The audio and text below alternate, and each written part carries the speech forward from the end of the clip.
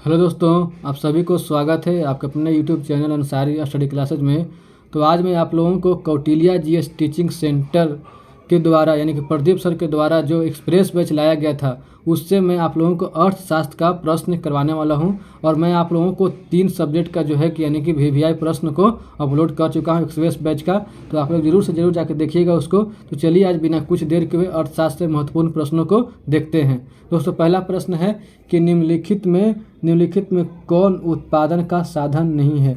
निम्नलिखित में कौन जो है वो उत्पादन का साधन नहीं है।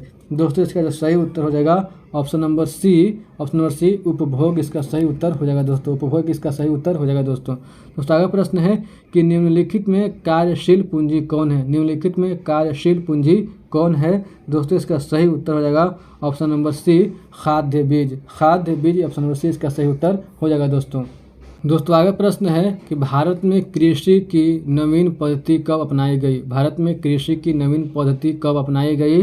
दोस्तों, इसका सही उत्तर हो जाएगा ऑप्शन नंबर बी 1966 से 67 में। 1966 से 67 में अपनाई गई।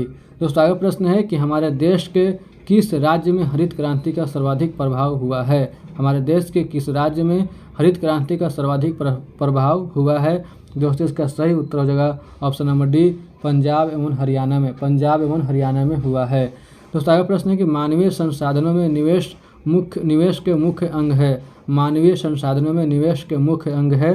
दोस्तों, इसका सही उत्तर का ऑप्शन नंबर डी उपर्युक्त सभी यानी कि शिक्षा, स्वास्थ्य, आवास इसका उत्तर हो जाएगा ऑप्शन नंबर डी उपर्युक्त सभी। दोस्तों आगे प्रश्न है कि निर्धनता की माप मुख्यतः किस आधार पर की जाती है। निर्धनता की माप मुख्यतः किस आधार पर की जाती है। दोस्तों, इसका सही उत्तर हो जाएगा ऑप्शन नंबर सी उपर्युक्त दोनों यानी कि आय और उपभोग के आधार पर की जाती है। इसका उत्तर ऑप्शन नंबर सी उपर्युक्त दोनों। तो आगे प्रश्न है कि निम्नांकित में किन व्यक्तियों पर निर्धनता का सर्वाधिक प्रभाव पड़ता है। निम्नांकित में किन व्यक्तियों पर निर्धनता का सर्वाधिक प्रभाव पड़ता है। दोस्तों, इसका सही उत्तर हो जाएगा ऑप्शन नंबर डी उपर्युक्त सभी। अनाथ बच्चे, विधवाएं और दलित वर्ग के व्यक्ति इसका उत्तर का ऑप्शन नंबर डी उपर्युक्त सभी। दोस्तों आगे प्रश्न कि भारत के किस राज्य में बिहार की तुलना में निर्धनों की संख्या अधिक है। भारत के किस राज्य में बिहार की तुलना में निर्धनों की संख्या अधिक है। दोस्तों, इसका जो सही उत्तर हो जाएगा ऑप्शन नंबर सी उत्तर प्रदेश। दोस्तों आगे प्रश्न है कि बिहार में गरीबी की समस्या के निराकरण के लिए आवश्यक है। बिहार में गरीबी की समस्या के निराकरण के लिए आवश्यक है। दोस्तों, इसका सही उत्तर हो जाएगा ऑप्शन नंबर डी इसका सही उत्तर हो जाएगा उपर्युक्त सभी यानी कि ए कृषि विभाग, बी उचित जल प्रबंधन और सी पर्याप्त निवेश। इसका उत्तर ऑप्शन नंबर डी उपर्युक्त सभी।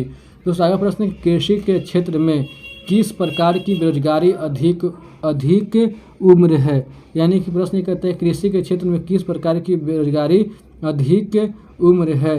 दोस्तों, इसका सही उत्तर हो जाएगा ऑप्शन नंबर सी अदृश्य बेरोजगारी। अदृश्य बेरोजगारी जो है वो सबसे अधिक है यानी कि अधिक ज़्यादा है।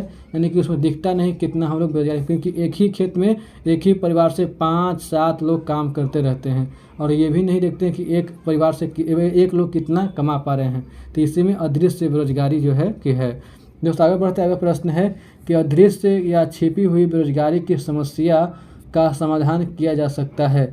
अदृश्य या छिपी हुई बेरोजगारी की समस्या का समाधान किया जा सकता है। दोस्तों, इसका सही उत्तर ऑप्शन नंबर सी उपर्युक्त दोनों। कृषि विकास द्वारा और ग्रामीण उद्योगों के द्वारा। ऑप्शन नंबर सी इसका सही उत्तर हो जाएगा उपर्युक्त दोनों। दोस्तों आगे प्रश्न कि बिहार के ग्रामीण क्षेत्रों में पाई जाती है। बिहार के ग्रामीण क्षेत्रों में पाई जाती है। दोस्तों, इसका सही उत्तर हो जाएगा ऑप्शन नंबर ए मौसमी बेरोजगारी पाई जाती है। दोस्तों आगे प्रश्न है कि सरकार के मध्याह्न भोजन योजना लागू की गई। सरकार ने मध्याह्न भोजन योजना लागू की है। दोस्तों, इसका सही उत्तर हो जाएगा ऑप्शन नंबर ए प्राथमिक विद्यालयों में। और प्राथमिक विद्यालय में जो है कि बच्चे सिर्फ खाने के लिए ही पढ़ने जाते हैं। तो आगे प्रश्न है कि बिहार में गैर सरकारी संगठन के रूप में कौन सा डेयरी प्रोजेक्ट कार्य कर रहा है। बिहार में गैर सरकारी संगठन के रूप में कौन सा डेयरी प्रोजेक्ट कार्य कर रहा है। दोस्तों, इसका सही उत्तर ऑप्शन नंबर सी बिहार राज्य सहकारी दुग्ध उत्पादक संघ। बिहार राज्य सहकारी दुग्ध उत्पादक संघ ऑप्शन नंबर सी इसका सही उत्तर हो जाएगा। दोस्तों दोस्तों अगला प्रश्न है कि बिहार में कृषि श्रमिकों की संख्या में वृद्धि का कारण है। बिहार में कृषि श्रमिकों की संख्या में वृद्धि का कारण है। दोस्तों इसका सही जो उत्तर हो जाएगा ऑप्शन नंबर सी, उपर्युक्त दोनों। कृषि का पिछड़ापन और सहायक उद्योग पौधों का अभाव, इसका उत्तर होगा ऑप्शन नंबर सी, उपर्युक्त दोनों। दोस्तों अगला प्रश्न, बिहार में आजीविका का मुख्य स्रोत क्या है। बिहार में आजीविका का मुख्य स्रोत क्या है। दोस्तों इसका सही उत्तर होगा ऑप्शन नंबर ए, कृषि है, कृषि है। दोस्तों अगला प्रश्न है कि उत्पादन का क्या अर्थ है। उत्पादन का क्या अर्थ है। दोस्तों इसका सही उत्तर होगा ऑप्शन नंबर सी, उपयोगिता का सृजन, उपयोगिता का सृजन। दोस्तों अगला प्रश्न है कि पूंजी उत्पादन का कैसा साधन है। पूंजी उत्पादन का कैसा साधन है। दोस्तों इसका सही उत्तर हो जाएगा ऑप्शन नंबर बी, निष्क्रिय साधन, निष्क्रिय साधन है। दोस्तों अगला प्रश्न है कि निम्नांकित में कौन सी वस्तु पूंजी है। निम्नांकित में कौन सी वस्तु पूंजी है। दोस्तों इसका सही उत्तर होगा ऑप्शन नंबर डी, किसान का हल, किसान का हल। दोस्तों आगे बढ़ते हैं। अगला प्रश्न है कि निम्नांकित में कौन चल पूंजी है। निम्नांकित में कौन चल पूंजी है। दोस्तों इसका सही उत्तर होगा ऑप्शन नंबर सी, खाद्य बीज, खाद्य बीज। दोस्तों आगे प्रश्न है कि निम्नांकित में कौन अचल पूंजी है। निम्नांकित में कौन अचल पूंजी है। दोस्तों इसका सही उत्तर हो जाएगा ऑप्शन नंबर डी, कारखाने का भवन। कारखाने का भवन जो है वो अचल पूंजी है। दोस्तों अगला प्रश्न है कि बिहार में किन फलों का उत्पादन होता है। बिहार में किन फलों का उत्पादन होता है। दोस्तों इसका सही उत्तर हो जाएगा ऑप्शन नंबर डी, उपर्युक्त सभी, यानी कि मखाना, लीची, आम। इसका उत्तर होगा ऑप्शन नंबर डी, उपर्युक्त सभी। दोस्तों अगला प्रश्न है कि भारत में मानव विकास का आधारभूत सूचक क्या है। भारत में मानव विकास का आधारभूत सूचक क्या है। दोस्तों इसका सही उत्तर हो जाएगा ऑप्शन नंबर सी, प्रति व्यक्ति आय, प्रति व्यक्ति आय। दोस्तों आगे बढ़ते अगला प्रश्न है कि हमारे देश के किस राज्य में साक्षरता दर सबसे अधिक है। हमारे देश के किस राज्य में साक्षरता दर सबसे अधिक है। दोस्तों इसका सही उत्तर हो जाएगा ऑप्शन नंबर डी, केरल में है, केरल में है। दोस्तों अगला प्रश्न कि भारत सरकार की राष्ट्रीय जनसंख्या नीति की घोषणा हुई थी। भारत सरकार की राष्ट्रीय जनसंख्या नीति की घोषणा हुई थी। दोस्तों इसका सही उत्तर हो जाएगा ऑप्शन नंबर बी, फरवरी 2000 में, फरवरी 2000 में हुई थी। दोस्तों अगला प्रश्न है कि उत्तर बिहार के निवासियों की गरीबी का एक प्रमुख कारण है। उत्तर बिहार के निवासियों की गरीबी का एक प्रमुख कारण है। दोस्तों इसका सही उत्तर हो जाएगा ऑप्शन नंबर डी, बाढ़ की विभीषिका, बाढ़ की विभीषिका इसका सही उत्तर हो जाएगा। दोस्तों आगे प्रश्न है कि स्वर्ण जयंती ग्राम स्वरोजगार योजना SGSY प्रारंभ की गई। स्वर्ण जयंती ग्राम स्वरोजगार योजना SGSY प्रारंभ की गई। दोस्तों इसका सही उत्तर हो जाएगा ऑप्शन नंबर बी, अप्रैल 1999 में, अप्रैल 1999 में जो है यानी कि प्रारंभ की गई। दोस्तों आगे प्रश्न है कि अंत्योदय अन्न योजना आरंभ की गई। अंत्योदय अन्न योजना आरंभ की गई। दोस्तों इसका सही उत्तर हो जाएगा ऑप्शन नंबर सी, दिसंबर 2000 में, दिसंबर 2000 से आरंभ की गई। तो आगे प्रश्न है कि संपूर्ण ग्रामीण रोजगार योजना प्रारंभ हुई। संपूर्ण ग्रामीण रोजगार योजना आरंभ हुई। दोस्तों इसका सही उत्तर हो जाएगा option number B, option number B, सितंबर 2001 से, सितंबर 2001 से। दोस्तों आगे प्रश्न कि बेरोजगारी वह स्थिति है जब कोई व्यक्ति, बेरोजगारी वह स्थिति है जब कोई व्यक्ति, दोस्तों इसका सही उत्तर है ऑप्शन नंबर सी, इच्छा एवं, जब कोई व्यक्ति इच्छा एवं योग्यता होने पर भी काम नहीं मिलता है। जब इच्छा एवं योग्यता होने पर भी काम नहीं मिलता है, उसी को यानी कि क्या कहते हैं, बेरोजगारी की स्थिति कहते हैं। दोस्तों आगे प्रश्न है कि भारत में बेरोजगारी का प्रमुख कारण है। भारत में बेरोजगारी का प्रमुख कारण है। दोस्तों इसका सही उत्तर ऑप्शन नंबर बी, जनसंख्या में तीव्र वृद्धि, जनसंख्या में तीव्र वृद्धि है। ऑप्शन नंबर बी इसका सही उत्तर हो जाएगा। दोस्तों आगे प्रश्न है कि भारत में बेरोजगारी का मुख्य प्रकार है। भारत में बेरोजगारी का मुख्य प्रकार है। दोस्तों इसका सही उत्तर होगा ऑप्शन नंबर डी, उपर्युक्त सभी। मौसम बेरोजगारी, अदृश्य बेरोजगारी और शिक्षित बेरोजगारी। इसका उत्तर होगा ऑप्शन नंबर डी, उपर्युक्त सभी। दोस्तों आगे प्रश्न है कि भारत में शिक्षित बेरोजगारी का प्रधान कारण है। भारत में शिक्षित बेरोजगारी का प्रधान कारण है। दोस्तों इसका सही उत्तर हो जाएगा ऑप्शन नंबर डी, दोषपूर्ण शिक्षा प्रणाली, दोषपूर्ण शिक्षा प्रणाली। दोस्तों आगे प्रश्न है कि भारत के कृषि क्षेत्र में व्याप्त अदृश्य या छिपी हुई बेरोजगारी का प्रमुख कारण है? भारत के कृषि क्षेत्र में व्याप्त अदृश्य या छिपी हुई बेरोजगारी का प्रमुख कारण है?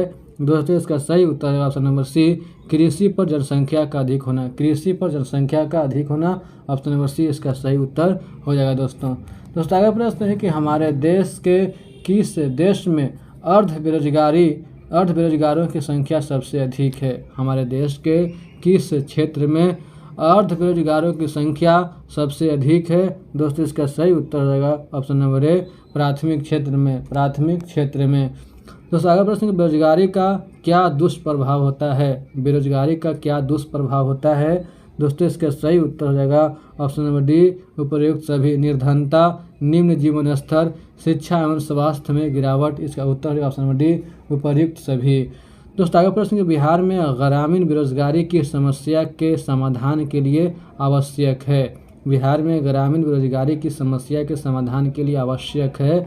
दोस्तों इसका सही उत्तर हो जाएगा ऑप्शन नंबर सी, जनसंख्या पर नियंत्रण। जनसंख्या पर नियंत्रण इसका सही उत्तर हो जाएगा। दोस्तों आगे बढ़ते अगला प्रश्न है कि सरकार ने राष्ट्रीय ग्रामीण रोजगार गारंटी अधिनियम में कितने दिनों के निश्चित रोजगार देने का प्रावधान किया है?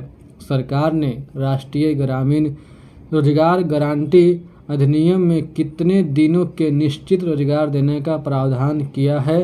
दोस्तों इसका सही उत्तर हो जाएगा ऑप्शन नंबर बी, 100 दिनों का। 100 दिनों का ऑप्शन बी इसका सही उत्तर हो जाएगा 100 दिनों का। तो अगला प्रश्न है कि राष्ट्रीय ग्रामीण रोजगार गारंटी अधिनियम लागू हुआ था? राष्ट्रीय ग्रामीण रोजगार गारंटी अधिनियम लागू हुआ था। दोस्तों इसका सही उत्तर हो जाएगा ऑप्शन नंबर ए, फरवरी 2006 में। फरवरी 2006 में। दोस्तों अगला प्रश्न, काम के बदले अनाज की राष्ट्रीय योजना आरंभ हुई? काम के बदले अनाज की राष्ट्रीय योजना आरंभ हुई। दोस्तों इसका सही उत्तर हो जाएगा ऑप्शन नंबर सी, अक्टूबर 2004 में। अक्टूबर 2004 में। दोस्तों अगला प्रश्न कि बिहार में सिंचाई के किस साधन पर किसानों की निर्भरता सर्वाधिक है? बिहार में सिंचाई के किस साधन पर किसानों की निर्भरता सर्वाधिक है?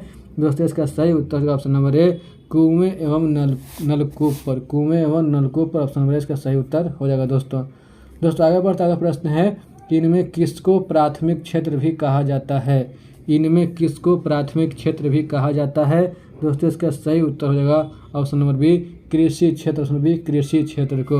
दोस्तों अगला प्रश्न कि इनमें कौन से देश में मिश्रित अर्थव्यवस्था है? इनमें कौन से देश में मिश्रित अर्थव्यवस्था है? दोस्तों इसका सही उत्तर हो जाएगा ऑप्शन नंबर सी, भारत में। ऑप्शन नंबर सी, भारत में जो है वो मिश्रित अर्थव्यवस्था है। दोस्तों अगला प्रश्न है कि भारत में योजना आयोग का गठन कब किया गया था? भारत में योजना आयोग का गठन कब किया गया था? दोस्तों इसका सही उत्तर हो जाएगा ऑप्शन नंबर ए, 15 मार्च 1950 को। 15 मार्च 1950 को किया गया था। ऑप्शन नंबर ए इसका सही उत्तर हो जाएगा। दोस्तों आगे प्रश्न है कि जिस देश का राष्ट्रीय आय अधिक होता है वह देश कहलाता है? जिस देश का राष्ट्रीय आय अधिक होता है वह देश कहलाता है। दोस्तों इसका सही उत्तर हो जाएगा ऑप्शन नंबर बी, विकसित देश कहलाता है। विकसित देश कहलाता है। दोस्तों अगला प्रश्न है कि शेयर बाजार की नियामक संस्था है? शेयर बाजार की नियामक संस्था है। दोस्तों इसका सही उत्तर हो जाएगा ऑप्शन नंबर बी, सेबी है। सेबी है, ऑप्शन बी इसका सही उत्तर हो जाएगा। दोस्तों अगला प्रश्न है कि बिहार में जीवन यापन का मुख्य साधन है? बिहार में जीवन यापन का मुख्य साधन है। दोस्तों इसका सही उत्तर हो जाएगा ऑप्शन नंबर ए, कृषि है। कृषि है। दोस्तों आगे बढ़ता है प्रश्न है कि गरीबी कैंसर रोग की तरह है किसने कहा है? गरीबी कैंसर रोग की तरह है किसने कहा है? दोस्तों इसका सही उत्तर हो जाएगा ऑप्शन नंबर ए, अर्थशास्त्री कुजनेट ने। अर्थशास्त्री कुजनेट ने कहा है और जो बिल्कुल सही कहे हैं। तो आगे प्रश्न है कि किस क्षेत्र को द्वितीयक क्षेत्र किस क्षेत्र को द्वितीयक क्षेत्र क्या कहलाता है? किसी क्षेत्र को द्वितीयक क्षेत्र क्या कहलाता है? दोस्तों इसका सही उत्तर हो जाएगा ऑप्शन नंबर ए, सेवा कहलाता है। सेवा कहलाता है। दोस्तों अगला प्रश्न है कि राष्ट्रीय विकास परिषद का गठन हुआ? राष्ट्रीय विकास परिषद का गठन हुआ। दोस्तों इसका सही उत्तर हो जाएगा ऑप्शन नंबर बी, 1952 में हुआ। 1952 में हुआ। दोस्तों आगे बढ़ता है प्रश्न है कि किस अर्थव्यवस्था में उत्पादन के साधनों पर किसी व्यक्ति या निजी संस्था का अधिकार रहता है? किस अर्थव्यवस्था में उत्पादन के साधनों पर किसी व्यक्ति या निजी संस्था का अधिकार रहता है? दोस्तों इसका सही उत्तर हो जाएगा ऑप्शन नंबर ए, पूंजीवादी अर्थव्यवस्था में, पूंजीवादी अर्थव्यवस्था में। दोस्तों आगे बढ़ते हैं और आगे प्रश्न है कि पशुपालन एवं मत्स्य पालन किस क्षेत्र का अंग है? पशुपालन एवं मत्स्य पालन किस क्षेत्र का अंग है? दोस्तों इसका सही उत्तर हो जाएगा ऑप्शन नंबर ए, प्राथमिक क्षेत्र का अंग है।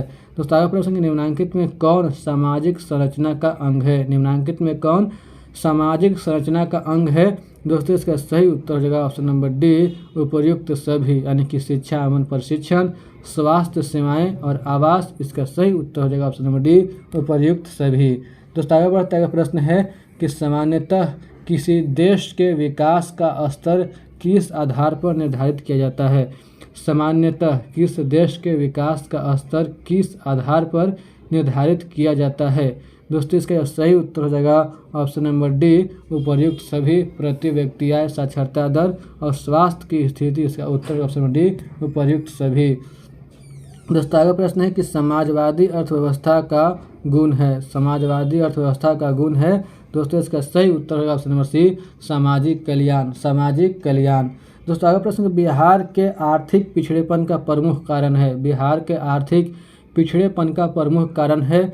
दोस्तों इसका सही उत्तर हो जाएगा ऑप्शन नंबर डी, उपर्युक्त सभी, जनसंख्या में तीव्र वृद्धि, कृषि पर अत्यधिक जनभार, बाढ़ एवं सूखा का प्रकोप। दोस्तों इसका सही उत्तर होगा ऑप्शन नंबर डी, उपर्युक्त सभी। दोस्तों आगे बढ़ते हुए प्रश्न है कि आर्थिक विकास की माप के लिए सबसे उपयुक्त सूचकांक है? आर्थिक विकास की माप के लिए सबसे उपयुक्त सूचकांक है? दोस्तों इसका सही उत्तर हो जाएगा ऑप्शन नंबर बी, प्रति व्यक्ति आय, प्रति व्यक्ति आय।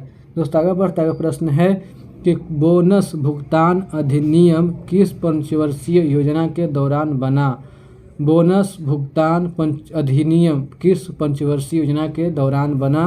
दोस्तों इसका सही उत्तर हो जाएगा ऑप्शन नंबर सी, तृतीय पंचवर्षीय योजना के दौरान बना।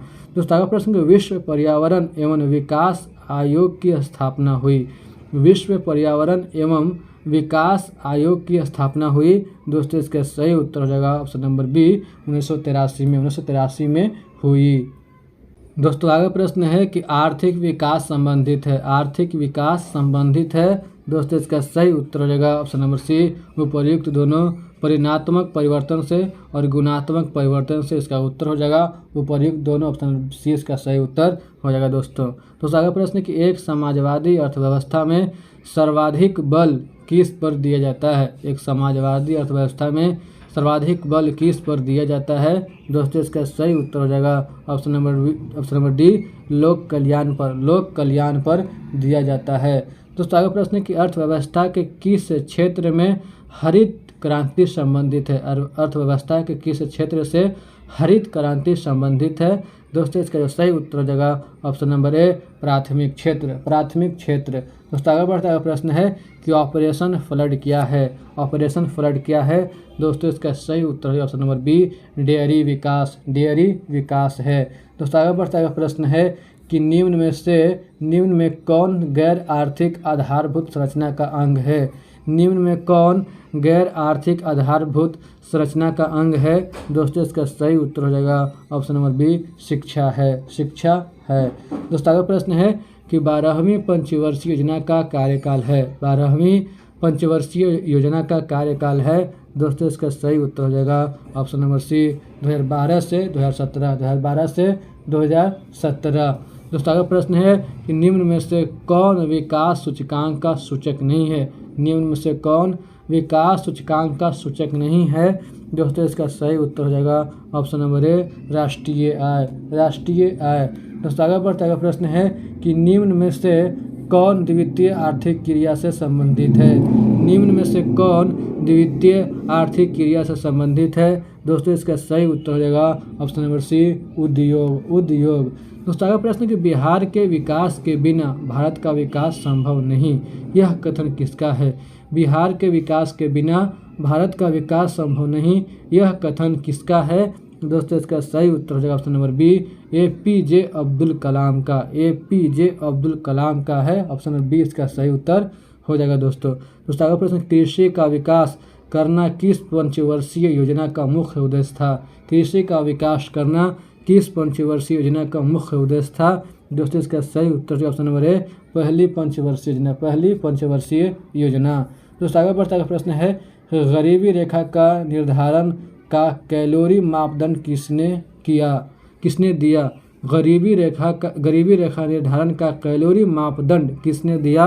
दोस्तों इसका सही उत्तर है ऑप्शन नंबर बी, योजना आयोग ने दिया, योजना आयोग ने दिया।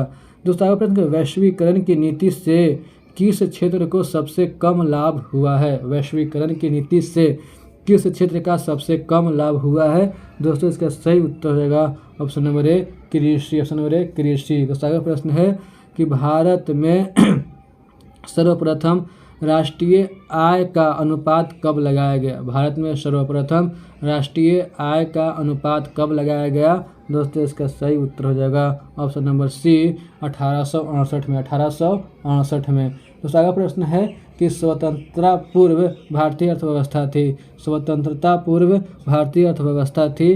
दोस्तों इसका सही उत्तर हो जाएगा ऑप्शन नंबर ए, कृषि प्रधान था, कृषि प्रधान थी। दोस्तों आगे बढ़ता है प्रश्न है कि आर्थिक एवं मौद्रिक विकास एक दूसरे के हैं, आर्थिक एवं मौद्रिक विकास एक दूसरे के हैं। दोस्तों इसका सही उत्तर हो जाएगा ऑप्शन नंबर ए, पूरक, एक दूसरे के क्या हैं? पूरक हैं। दोस्तों अगला प्रश्न है कि श्रम का पारिश्रमिक है, श्रम का पारिश्रमिक है। दोस्तों इसका सही उत्तर हो जाएगा ऑप्शन नंबर डी, मजदूरी है, मजदूरी है।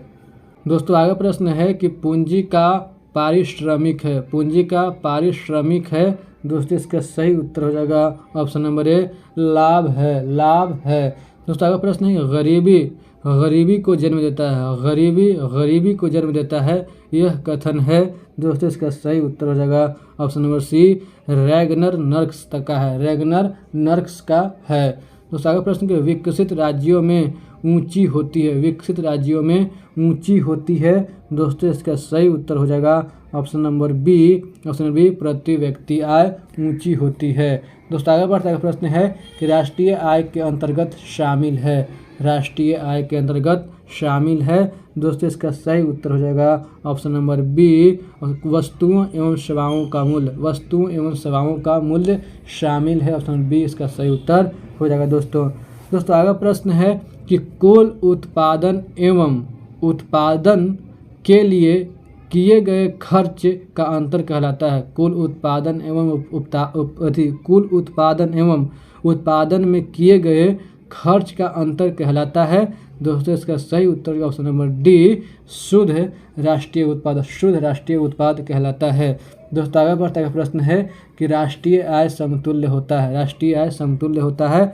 दोस्तों इसका सही उत्तर ऑप्शन नंबर ए, उपभोग व्यय एवं विनियोग के योग के, उपभोग व्यय एवं विनियोग के योग के समतुल्य होता है। ऑप्शन नंबर ए इसका सही उत्तर हो जाएगा दोस्तों आगे प्रश्न कि राष्ट्रीय आय की धारणा में शामिल है, राष्ट्रीय आय की धारणा में शामिल है। दोस्तों इसका सही उत्तर ऑप्शन नंबर डी, उपर्युक्त तीनों, यानी कि केवल सकल घरेलू उत्पाद, केवल सकल राष्ट्रीय उत्पाद और शुद्ध राष्ट्रीय उत्पाद। दोस्तों इसका सही उत्तर ऑप्शन नंबर डी, उपर्युक्त तीनों। दोस्तों आगे बढ़ता प्रश्न है कि राष्ट्रीय आय की गणना विधि है, राष्ट्रीय आय की गणना विधि है। दोस्तों इसका सही उत्तर ऑप्शन नंबर डी, उपर्युक्त तीनों। व्यावसायिक गणना विधि, उत्पादन गणना विधि और मूल्य योग विधि, इसका उत्तर ऑप्शन नंबर डी, उपर्युक्त तीनों। दोस्तों आगे प्रश्न है कि प्रत्यक्ष कर के अंतर्गत निम्न में से किसे शामिल किया जाता है? प्रत्यक्ष कर के अंतर्गत निम्न में से किसे शामिल किया जाता है? दोस्तों इसका सही उत्तर हो जाएगा ऑप्शन नंबर ए, आय कर को शामिल किया जाता है। दोस्तों आगे प्रश्न है कि y बराबर C+1 फार्मूले को बताया है, y बराबर C+1 फार्मूले को बताया है। दोस्तों इसका सही उत्तर हो जाएगा ऑप्शन नंबर ए, प्रोकेन्स ने बताया है। दोस्तों आगे बढ़ता है प्रश्न है कि भारत में वित्तीय वर्ष कहा जाता है, भारत में वित्तीय वर्ष कहा जाता है। दोस्तों इसका सही उत्तर हो जाएगा ऑप्शन नंबर सी, 1 अप्रैल से 31 मार्च तक, 1 अप्रैल से 31 मार्च तक भारत में वित्तीय वर्ष कहा जाता है। इसका उत्तर हो जाएगा ऑप्शन नंबर सी, इसका सही उत्तर हो जाएगा दोस्तों आगे प्रश्न है कि भारत में राष्ट्रीय आय की गणना कौन करता है। भारत में राष्ट्रीय आय की गणना कौन करता है। दोस्तों इसका सही उत्तर हो जाएगा ऑप्शन नंबर बी, केंद्रीय सांख्यिकी संगठन CSO, केंद्रीय सांख्यिकी संगठन। इसका उत्तर ऑप्शन नंबर बी CSO इसका सही उत्तर हो जाएगा। दोस्तों अगला प्रश्न है कि भारत की राष्ट्रीय आय का सर्वप्रथम अनुमान किसने लगाया। भारत की राष्ट्रीय आय का सर्वप्रथम अनुमान किसने लगाया। दोस्तों इसका सही उत्तर हो जाएगा ऑप्शन नंबर डी, दादा भाई नौरोजी ने लगाया। दोस्तों आगे बढ़ते अगला प्रश्न है कि निम्नलिखित में कौन हमारे रहन सहन के स्तर को प्रभावित करता है। निम्नलिखित में कौन हमारे रहन सहन के स्तर को प्रभावित करता है। दोस्तों इसका सही उत्तर हो जाएगा ऑप्शन नंबर सी, प्रति व्यक्ति आय। दोस्तों अगला प्रश्न कि भारत के सकल घरेलू उत्पाद में किस क्षेत्र का योगदान सर्वाधिक है। भारत के सकल घरेलू उत्पाद में किस क्षेत्र का योगदान सर्वाधिक है। दोस्तों इसका सही उत्तर हो जाएगा ऑप्शन नंबर सी, सेवा क्षेत्र इसका सही उत्तर ऑप्शन नंबर सी इसका सही उत्तर हो जाएगा। दोस्तों आगे प्रश्न है कि आय तथा उपभोग का अंतर क्या कहलाता है। आय तथा उपभोग का अंतर क्या कहलाता है। दोस्तों इसका सही उत्तर ऑप्शन नंबर बी, बचत कहलाता है। दोस्तों आगे प्रश्न है कि poverty and un British rule in India नामक पुस्तक किसने लिखी। Poverty in un British rule in India नामक पुस्तक किसने लिखी। दोस्तों इसका सही उत्तर हो जाएगा ऑप्शन नंबर बी, दादा भाई नौरोजी ने लिखी। दोस्तों अगला प्रश्न है कि भारत में प्रथम औद्योगिक नीति की घोषणा कब हुई। भारत में प्रथम औद्योगिक नीति की घोषणा कब हुई। दोस्तों इसका सही उत्तर हो जाएगा ऑप्शन नंबर डी, इनमें से कोई नहीं इसका सही उत्तर ऑप्शन डी इसका सही उत्तर हो जाएगा। दोस्तों अगला प्रश्न है कि प्रो बीसी महालनोबिस की अध्यक्षता में किसका गठन किया गया। दोस्तों इसका सही उत्तर हो जाएगा ऑप्शन नंबर सी, राष्ट्रीय आय समिति का जो है गठन किया गया। दोस्तों अगला प्रश्न है कि निम्न में से किस देश की मुद्रा रुपया है।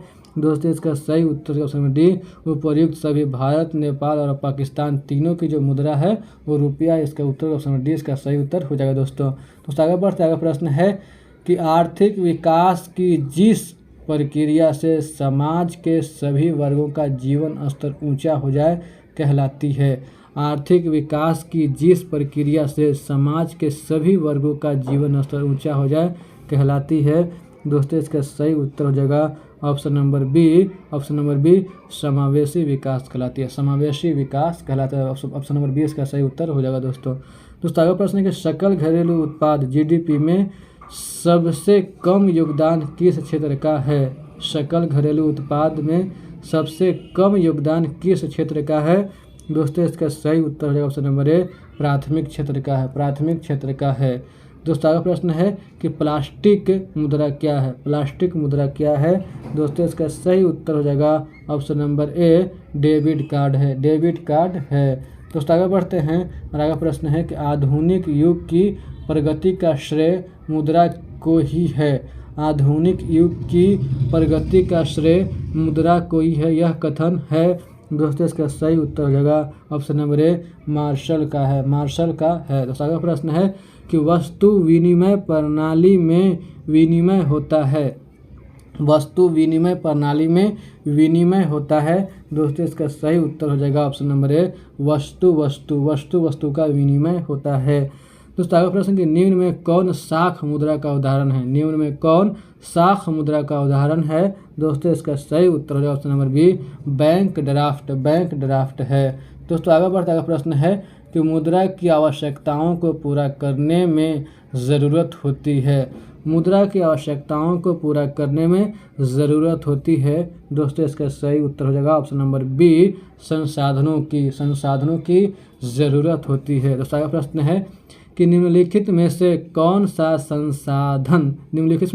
संस्थान भारत में मुद्रा जारी करने के लिए अधिकृत है। निम्नलिखित में कौन सा संस्थान भारत में मुद्रा जारी करने के लिए अधिकृत है। दोस्तों इसका सही उत्तर होगा option number A, reserve Bank of India. दोस्तों आगे बढ़ते हैं और आगे प्रश्न है कि निम्न में से कौन सा मुद्रा का एक आधुनिक रूप नहीं है। निम्न में से कौन सा मुद्रा का एक आधुनिक रूप नहीं है। दोस्तों इसका सही उत्तर हो जाएगा ऑप्शन नंबर डी, इनमें से कोई नहीं, इनमें से कोई नहीं। दोस्तों अगला प्रश्न कि रूस की मुद्रा है, रूस की मुद्रा है। दोस्तों इसका सही उत्तर हो जाएगा ऑप्शन नंबर ए, रूबल है। रूस की मुद्रा क्या है? रूबल है। दोस्तों अगला प्रश्न है कि प्रारंभिक अवस्था में मनुष्य अपनी आवश्यकता की पूर्ति करते हैं। प्रारंभिक अवस्था में मनुष्य अपनी आवश्यकता की पूर्ति करते थे। दोस्तों इसका जो सही उत्तर हो जाएगा option number B, option number B, वस्तुओं के आदान प्रदान से, वस्तुओं के आदान प्रदान से करते थे। दोस्तों अगला प्रश्न है कि मुद्रा का प्राथमिक कार्य कौन सा है? मुद्रा का प्राथमिक कार्य कौन सा है? दोस्तों इसका सही उत्तर हो जाएगा ऑप्शन नंबर डी, विनिमय का माध्यम, विनिमय का माध्यम। दोस्तों आगे बढ़ते अगला प्रश्न है कि निम्नांकित में विधिग्राह्य मुद्रा कौन है? निम्नांकित में विधिग्राह्य मुद्रा कौन है? दोस्तों इसका सही उत्तर हो जाएगा ऑप्शन नंबर ए, नोट और सिक्के, नोट और सिक्के हैं। तो अगला प्रश्न है कि मुद्रा के प्रयोग से किसको प्रोत्साहन मिला है? मुद्रा के प्रयोग से किसको प्रोत्साहन मिला है? दोस्तों इसका सही उत्तर हो जाएगा ऑप्शन नंबर डी, इनमें से तीनों ही, इनमें से तीनों ही। तो अगला प्रश्न है मुद्रा वह धुरी है, मुद्रा वह धुरी है जिसके चारों ओर अर्थ विज्ञान घूमता है, यह किस अर्थशास्त्री का कथन है? प्रश्न कहता है कि मुद्रा वह धुरी है जिसके चारों ओर अर्थ विज्ञान घूमता है, यह कथन किस अर्थशास्त्री का कथन है? दोस्तों इसका जो सही उत्तर हो जाएगा option number C, option number C, Marshall का है, मार्शल का है। तो आगे बढ़ता है प्रश्न है कि मुद्रा वह है जो मुद्रा का कार्य करती है, मुद्रा वह है जो मुद्रा का कार्य करती है, मुद्रा की यह परिभाषा किसने दी है? मुद्रा वह है जो मुद्रा का कार्य करती है, मुद्रा की यह परिभाषा किसने दी है? दोस्तों इसका सही उत्तर हो जाएगा option number C, option number C, Hartley Withers ने, हार्टले विदर्स ने। दोस्तों अगला प्रश्न है कि भारत में करेंसी नोट कौन जारी करता है? भारत में करेंसी नोट कौन जारी करता है? दोस्तों इसका सही उत्तर हो जाएगा option number C, Reserve Bank of India, Reserve Bank of India जारी करता है। दोस्तों अगला प्रश्न है वित्तीय संस्थान पूरा करते हैं, वित्तीय संस्थान पूरा करते हैं। दोस्तों इसका सही उत्तर हो जाएगा ऑप्शन नंबर सी, ऋण संबंधी ज़रूरतें, ऋण संबंधी ज़रूरतें। दोस्तों अगला प्रश्न है कि अर्ध सरकारी वित्तीय संस्था है, अर्ध सरकारी वित्तीय संस्था है। दोस्तों इसका सही उत्तर हो जाएगा ऑप्शन नंबर ए, क्षेत्रीय ग्रामीण बैंक, क्षेत्रीय ग्रामीण बैंक। दोस्तों अगला प्रश्न है कि भारत की वित्तीय राजधानी किस शहर को कहा गया है? भारत की वित्तीय राजधानी किस शहर को कहा गया है? दोस्तों इसका सही उत्तर होगा ऑप्शन नंबर ए, मुंबई को कहा गया है, मुंबई को कहा गया है। दोस्तों अगला प्रश्न है कि भारतीय पूंजी बाजार का अंग नहीं है, भारतीय पूंजी बाजार का अंग नहीं है। दोस्तों इसका जो सही उत्तर हो जाएगा option number D, option number D, सहकारी बैंक, सहकारी बैंक, ऑप्शन नंबर डी इसका सही उत्तर हो जाएगा। दोस्तों अगला प्रश्न है कि भारतीय बैंकिंग प्रणाली के शीर्ष पर है, भारतीय बैंकिंग प्रणाली के शीर्ष पर है। दोस्तों इसका सही उत्तर हो जाएगा option number D, option number D, reserve bank, reserve bank. तो अगला प्रश्न है कि राष्ट्रीय कृषि एवं ग्रामीण विकास बैंक की स्थापना हुई, राष्ट्रीय कृषि एवं ग्रामीण विकास बैंक की स्थापना हुई। दोस्तों इसका सही उत्तर हो जाएगा ऑप्शन नंबर डी, 1982 ईस्वी में, 1982 ईस्वी में। तो आगे बढ़ता है प्रश्न है कि रिजर्व बैंक ऑफ इंडिया का मुख्य कार्य है, रिजर्व बैंक ऑफ इंडिया का मुख्य कार्य है। दोस्तों इसका सही उत्तर है ऑप्शन नंबर सी, उपर्युक्त सभी साख मुद्रा का नियंत्रण, साख मुद्रा का नियंत्रण, बैंकिंग व्यवस्था का नियमन और सरकार का बैंकर। इसका उत्तर ऑप्शन नंबर डी, उपर्युक्त सभी। तो अगला प्रश्न है कि राज्य वित्त आयोग का गठन किया जाता है, राज्य वित्त आयोग का गठन किया जाता है। दोस्तों इसका सही उत्तर हो जाएगा ऑप्शन नंबर ए, पंचायतों के वित्तीय स्थिति के पुनरावलोकन हेतु, पंचायतों के वित्तीय स्थिति के पुनरावलोकन हेतु, ऑप्शन नंबर ए इसका सही उत्तर हो जाएगा। दोस्तों आगे प्रश्न है कि केंद्रीय सहकारी बैंक किस स्तर पर काम करता है, केंद्रीय सहकारी बैंक किस स्तर पर काम करता है? दोस्तों इसका सही उत्तर हो जाएगा ऑप्शन नंबर बी, जिला स्तर पर, जिला स्तर पर कार्य करता है। दोस्तों अगला प्रश्न है कि भारत में मौद्रिक नीति का निर्धारण कौन करता है? भारत में मौद्रिक नीति का निर्धारण कौन करता है? दोस्तों इसका सही उत्तर हो जाएगा ऑप्शन नंबर सी, भारतीय रिजर्व बैंक। भारतीय रिजर्व बैंक करता है। दोस्तों आगे प्रश्न है, हाँ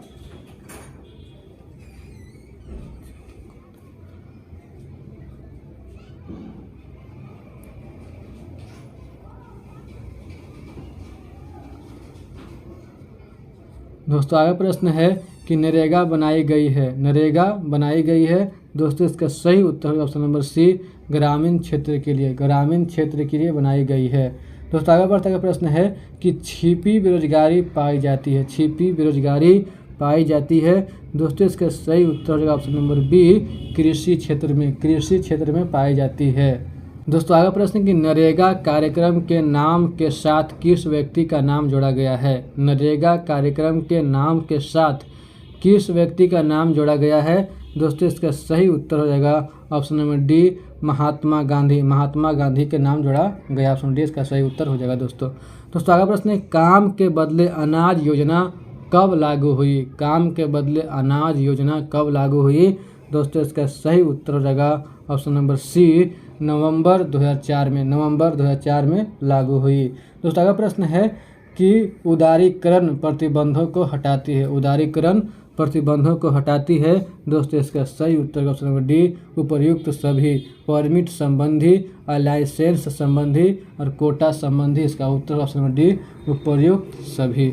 दोस्तों मैं आप लोगों को नेक्स्ट वीडियो में फिजिक्स का प्रश्न कौटिल्या जीएस टीचिंग सेंटर को प्रदीप सर के द्वारा तैयार किया गया प्रश्न को मैं नेक्स्ट वीडियो में फिजिक्स को करवा दूंगा। ठीक है दोस्तों, उम्मीद करता हूं कि आप लोगों को मेरा वीडियो पसंद आया होगा। अगर वीडियो पसंद आया होगा तो वीडियो को लाइक कीजिए, दोस्तों के साथ शेयर कीजिए। अगर चैनल पर नए हैं तो चैनल को सब्सक्राइब कीजिए। वीडियो को देखने के लिए धन्यवाद दोस्तों। मिलते हैं नेक्स्ट क्लास में, तब तक के लिए जय हिंद दोस्तों।